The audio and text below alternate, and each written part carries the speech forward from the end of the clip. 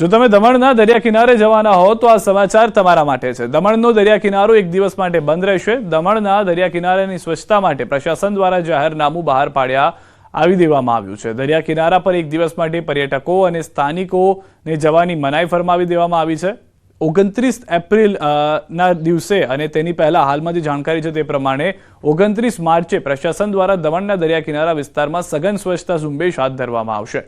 શનિવારે સવારથી સાંજ સુધી કિનારા વિસ્તારથી સાફ સફાઈ થશે। આથી સ્વચ્છતા અભિયાનમાં કોઈ અડચણ ન આવે તે માટે પ્રશાસન દ્વારા આવતીકાલે એટલે કે 29મી માર્ચે સવારથી સાંજ સુધી આ કિનારાને બંધ કરવામાં આવશે।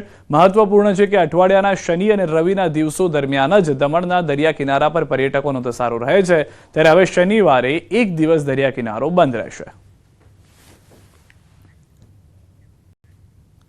હાલ રોકાઈશું એક વિરામ માટે। આપ જોડાયેલા રહો ગુજરાતની number 1 news channel news 18 Gujarati સાથે।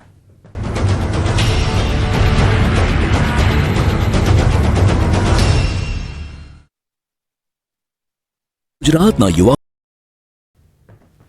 ગાંધીનગરના વિધાનસભામાં ચાલતા બજેટ સત્રમાં વિપક્ષે વિવિધ મુદ્દે સવાલો કર્યા। તમામ સવાલોના જવાબ સરકારના મંત્રીઓએ આપ્યા, ત્યારે કોંગ્રેસના ધારાસભ્ય ઇમરાન ખેડાવાલાએ ધારાસભ્યોના પગાર ભથ્થા વધારવા માટે માંગ કરી।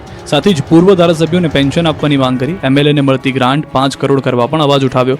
તો કોંગ્રેસના શૈલેષ પરમારે પશુ દવાખાના મુદ્દે સવાલ કર્યા। કૃષિ પશુપાલન મંત્રી રાઘવજી પટેલે જવાબ આપતા કહ્યું કે 255 પશુ દવાખાના સ્થાપવામાં આવશે। નવા 525 પશુ ચિકિત્સક વર્ગ 2ની ભરતી કરવામાં આવશે। બીજી તરફ બનાસકાંઠામાં નકલી ઓર્ડરનો મુદ્દો પણ ગૃહમાં ગુંજ્યો હતો। કોંગ્રેસ ઇમરાન ખેડાવાલાએ પ્રશ્ન ઉઠાવ્યો હતો। શિક્ષણ મંત્રી કુબેર ડિંડોરે જવાબ આપ્યો કે કોઈ નકલી ઓર્ડર કરાયા નથી।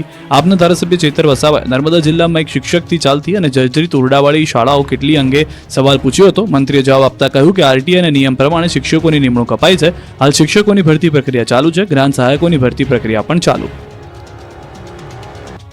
ગુજરાત વિધાનસભાની કામગીરી નિહાળવા માટે બીજા દિવસે